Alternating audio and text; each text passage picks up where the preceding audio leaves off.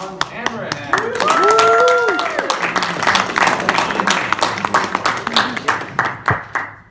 As Eddie said, you gotta be hungry. Who's familiar with Les Brown? There's a lot of people who do not know. You do not know. I asked you, you said no. Anyway, he knows now. Who knows Les Brown? Raise your hand if you know Les Brown. Okay, Les Brown is an amazing motivational speaker, and you should go on YouTube and watch his speech. And one of his most famous speeches is called, "You gotta be hungry," and that's how he says it. He says, "You gotta be hungry." And tonight, I want to do a parody on that. But what I want to share with you is, well, you gotta be hungry, but what does that mean? And also, I want to share with you Tony Robbins. Tony Robbins, one of your favorites.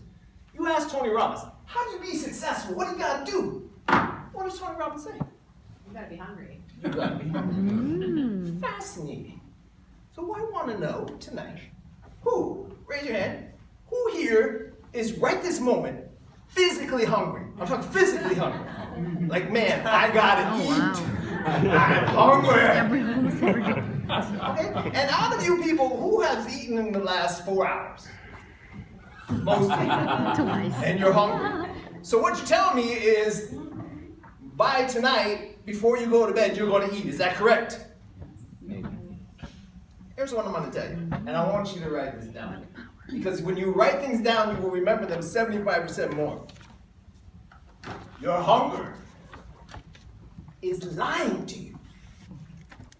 Your hunger is lying to you. You're not going to be hungry. Your body can last a long time without food.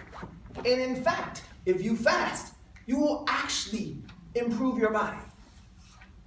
So if you go home tonight and you don't eat, and you drink some water and you go to bed, all of a sudden you're starting to fast. If you wake up in the morning and you don't eat for a couple hours, you work out, all of a sudden, after about 12 hours, your body starts going, hey, this guy's not gonna eat. And he starts burning the fat on your body. Now, I don't know about you, but I ate pretty well over the holidays. And I assure you, I am not going to die. I have invested in my body. There is pizza enough for far too many hours. But what I will tell you is this, here's a word for you. This word that I want you to learn is called hormesis. Does anyone know what it means? You might know, because you're so smart. I do not. Thank God. Okay, hormesis is a great word. It means that you put your body on an intermittent stress, not chronic stress, but you stress the body so it becomes stronger. It's the same premise that you use when you want to get physically stronger. You have to stress the body intermittently, and it makes it stronger. But when you do this physically for your hunger, it makes you what they call, and I love this word, it makes you biologically fit. Biologically fit. We are meant to feast and to fast. In the winter, we fast.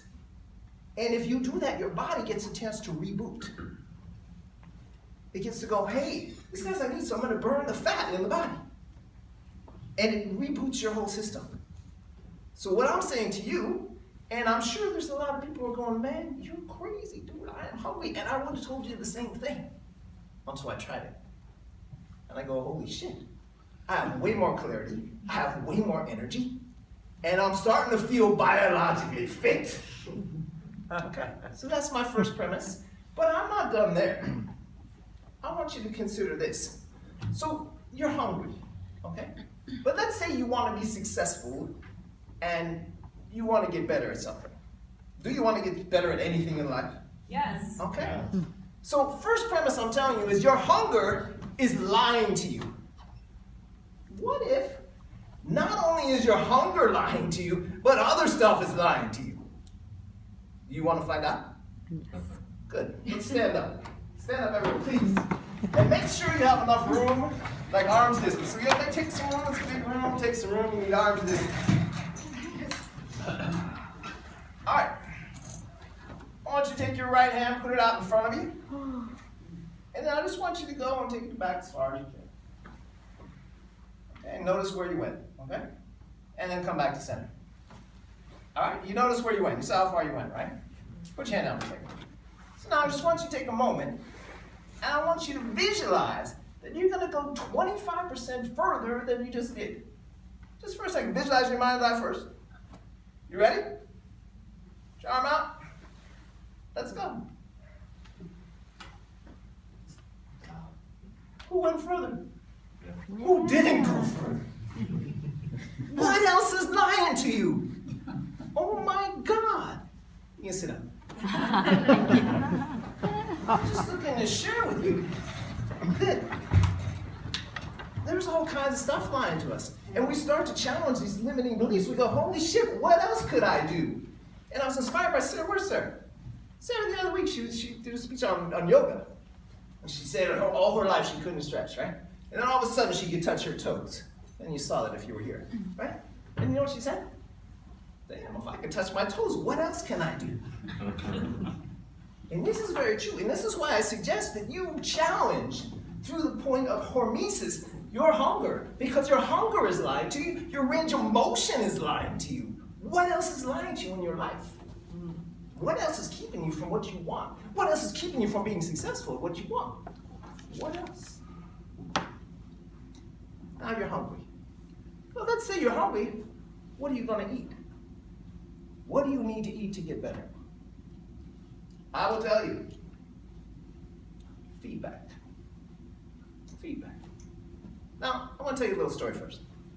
It turns out I dance salsa. And it turns out I'm very good at dancing salsa. And it turns out that Marina knows that I'm very good, and you'll testify, won't you? You are. Salsa God. Very good at salsa. Very good. Now I will tell you this, and I would write this down. Good is the enemy of better. Oh, my goodness. Good is the enemy of better. The reason you're not better is because your life's already good enough. That's the reason you're not better. But how are you going to get better? You need feedback. So I dance salsa. And it turns out I have a teacher. And my teacher is a 25-time world champion of salsa. Okay. So I go and I take class. I take private class to him. I'm good. So let me show you how the class goes. No, whoa. I just started. What are you talking about? No. You gotta do this. All right, perfect. Okay, great. Let's go. No. It goes on like that for an hour. And she critiques me for the whole hour. And the whole time, I never hear how good I am. Darn. But I'll tell you what. Critique is what makes you better. If you just want to feel good, if I just want to feel good, I can just go dancing. And people go, hey man, you're really good. You're really good. And people say practice makes perfect. No, it doesn't. Practice makes permanent. It doesn't make perfect. Precise practice makes you better. Knowing what to do makes you better. Critique makes you better. But I want to tell you something, the difference between, who knows the difference between critique and criticism? You should look it up on Google, I did. Critique is constructive criticism. Very good. Here's the definition. Here's criticism for you. Criticism is this. It is the disapproval of someone else, of the mistakes and fault, of the perceived faults and mistakes of another person. That's criticism. It's not that helpful, but you can still learn from criticism, but it's not the highest form. Critique, on the other hand, is very interesting. What's the definition of critique? Critique, here it is. Critique is evaluation. It's the analysis and assessment for the purpose, and use language of the purpose of improvement. Critique will feed you. Critique will make you better. But you gotta be hungry. And you gotta be willing to be uncomfortable. You gotta be very willing to be uncomfortable. And for a little while, just like right now, I'm like, shit. At the end of the hour, I'm like, man, this sucks. But you know what? When I go dancing again, I'm much better. You know why? Because now I know how to get better. Now I know what to do. Which brings me to my last point, the third point. So the first point is you got to be hungry. The second point is, what do you need to eat? You need to eat feedback.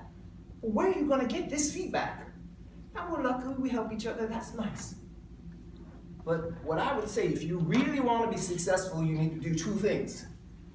You need a mentor, and you need to model them. You need a mentor, and you need to model them. I'll tell you another story. You want to hear another story? Yes. Here I am. I own the Yoga studio. I'm making no money. It was back in the day. Now, if I owned a Yoga studio, I'd be really rich. But back in the day, it sucked. I was just starting out. So I have this friend, this guy. This guy, he's rich. He's making $50,000 a month residual. Do you know what residual is? Okay, then I won't explain it. $50,000 a month residual. I'm like, shit, what are you doing? And I start paying attention. He goes, well, I still have health insurance. Health insurance. I'm like, shit, $50,000 a month, right? How do you do it? He goes, well, I'll show you. Picks up the phone. Hello, Bob. My name is John. I work with individuals to reduce their health insurance costs, typically 30–40%. I'd like to send you a quote. You don't want it? Okay. Hello, Jane? Hello. Until finally someone says yes. And he says, okay, I'll send you a quote. $50,000 a month. All you have to do is be able to take a little rejection. So I paid attention. I modeled that guy. And you know what I did? I picked up the phone and I said, hey, Bob, my name is James. I work with individuals to reduce their health insurance costs, typically 30–40%. I'd like to send you a quote. And you know what my friend told me? Some will, some won't. Who cares? Look at my check, it's $50,000. What I'm sharing with you is find someone to mentor you. I don't care what you do in life. I assure you there is someone who is better than you, who could show you how to do it better. I assure you. And if you find that person and you model them and you mirror them and do exactly what to do, you will get the same results. It's a big premise of Tony Robbins. Model. Do what they do. Just model them. That's all. That's all I'm asking you to do. So what's the 3 things I want you to consider? Tonight, even though you're hungry, don't eat. Drink some water, go to bed. If you sleep for another 8 hours, you've already got like 10 hours under your belt. If you take another 2 hours and you work out in the morning, you don't eat for a couple hours, all of a sudden you're up to 10, 12 hours of fasting. And it's funny, it's just like meditation. Right around 12 hours, you start feeling a lot better. And you're like, shit, this hunger is lying to me. I got plenty of fuel. I got nothing to worry about. I could go longer. And now I'm starting to think better. And now I'm starting to focus on my passion, my purpose, because I'm not running around like a cow grazing every 5 seconds. Wow. And I got a lot of extra time. So you know what I'm doing at that time? I'm working on my passion. I'm working on my purpose. Because I don't have anything else to do. I'm hungry. And you know what I do? I get feedback. I go, hey man, how can I get better? And I model. I go, man, I'm going to do what you do. I'm going to pick up that phone. Hey, Bob, my name is James. That's all I'm asking you to do. When you turn to the person next to you, any person next to you, and I want you to find out their name, figure out what their name is. I didn't ask you to go talking too much. All right, and here's what I want you to say. Because on the count of 3. Oh, fine. I'll pick both. Careful, here, find somebody. Everyone got something? Yes. On the count of 3, here's what I want you. I want you to say that person's name, and then I want you to say them just like Les Brown would. You gotta be hungry. Are you ready? Yeah. 1, 2, 3. Hey,